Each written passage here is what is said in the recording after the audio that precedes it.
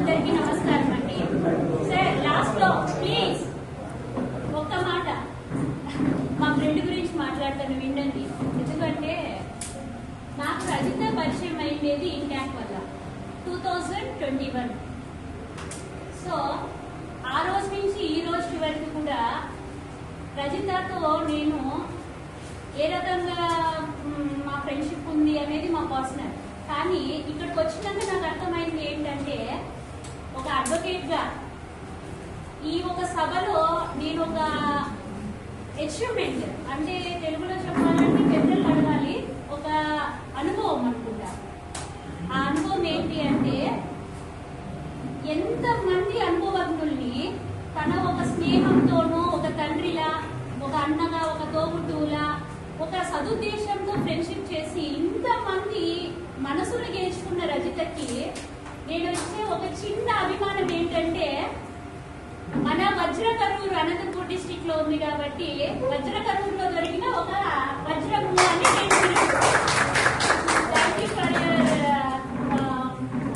Favour of claps. ఎందుకంటే మీ యొక్క అనుభవం లేదండి నాకు మాట్లాడేకి, అండ్ నెక్స్ట్ మీతో ఫీల్ అయ్యేది కూడా. జస్ట్ ఏ సింగిల్ బిట్ చెప్పాలనుకున్నాను, చెప్పేశా.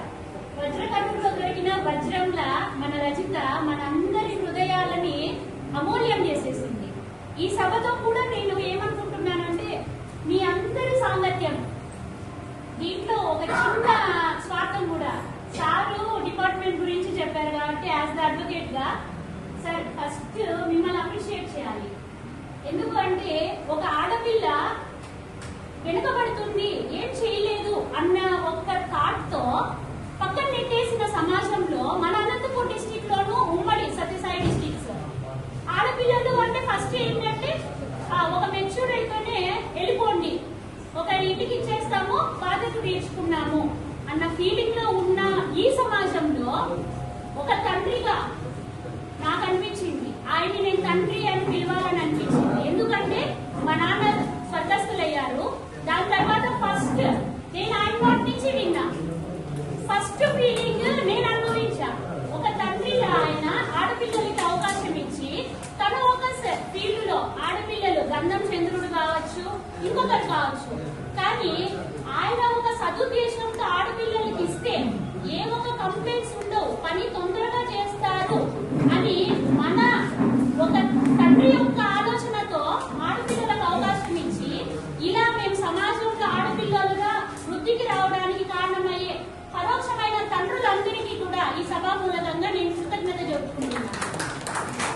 ఈ ఒక ఆడపిల్లల్లో రజిత ఒకటైతే నేను కూడా ఒకటి. ఇంక ఇప్పటి నుంచి కూడా మీతో నేను టచ్ లో ఉన్నాను సార్. యాజ్ యూజువల్లీ తండ్రిగా నేను భావించి ఫస్ట్ తండ్రి ఈయన ఇప్పుడు ఇక్కడ పరిచయం అయినందుకు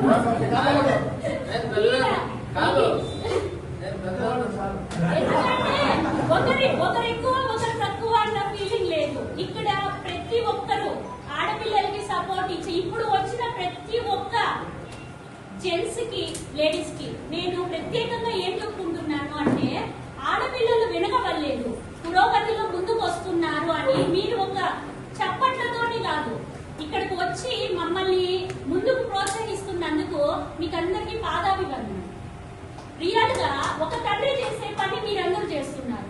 మీకు ఒక బిడ్డలు ఉంటారు, కానీ మన సహోదరిగా ఒక అమ్మాయిని బయటికి తీసుకొని వచ్చి బయట సమాజంలో బయటకు వస్తుంటాము.